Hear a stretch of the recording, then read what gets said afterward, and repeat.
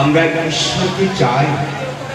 আমাদের এত কীর্তন, এত রাধারাধি, এত মজ্জক, এসবের যদি সত্যিই আমাদের জীবনের ভেতরের যদি সত্যিই যদি ইচ্ছে থাকে তাকে পাওয়া, তাহলে তিনি বলছেন নির্বৈরী হও, ডিটাচ হও, নির্লিপ্ত হও, অনন্য হও।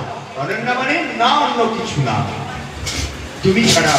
শ্রীরামকৃষ্ণ যে বলতেন, মা তুমি দেখ আর আমি দেখি, আর যেন কেউ না দেখে। মত কর্ম কৃত মত কর্ম পরম ভব। সর্বদা যার যা কাজ, চাকরি, ব্যবসা, রান্না, পূজা, চাষ, পড়াশোনা, যার যা কাজ আছে করবেন। গীতা বলছেন কর্মত্যাগের কথা গীতা কখনো বলেননি, কাজ ছাড়ার কথা গীতাতে বলা হয়নি। গীতাতে বলা হচ্ছে যে বাসনা ত্যাগ করবে, কর্মত্যাগের কথা বলা হয়নি। এভরিথিং বয়ে যাচ্ছে, মৃত্যু একটা প্রবাহ। কেন বিচলিত হচ্ছে? যেখানে বাতাস নেই সেখানে একটা প্রদীপ কেমন জ্বলে। সারাদিনের মধ্যে তুমি একবার উঠে এই প্রদীপের মতো বসো।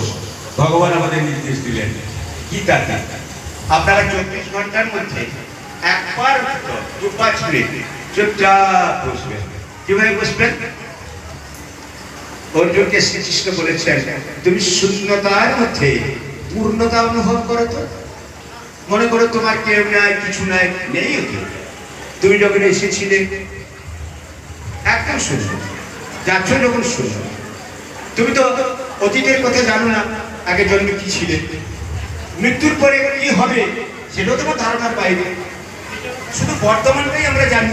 এখন যাচ্ছি, আমি ধনী, আমি গরিব, আমি মুখ্য, আমি ব্রাহ্মণ, আমি সর্দার, এসব জানি। বর্তমানের সমাধান করবো।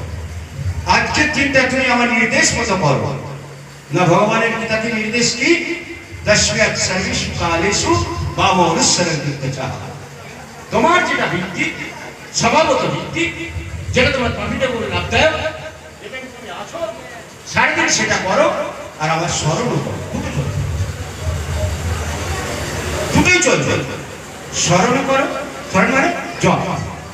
জপ মানে ভগবানের একটা নির্দিষ্ট নাম মনের মধ্যে পুরো আবৃত্তি করে, জপ। আবার শেষে কি বললেন? শরণাগতির কথা বললেন। অর্জুন দেখলেন যে এসব করে পাইবে, যিনি দেন সর্বং গুজারাতি তং কেন জানিয়া। যেখান থেকে সমস্ত জ্ঞানের সৃষ্টি, আমরা অল্প আয়ু, অল্প দিন এসেছি পৃথিবীতে, কোথায় কোন জায়গায় কোনখানে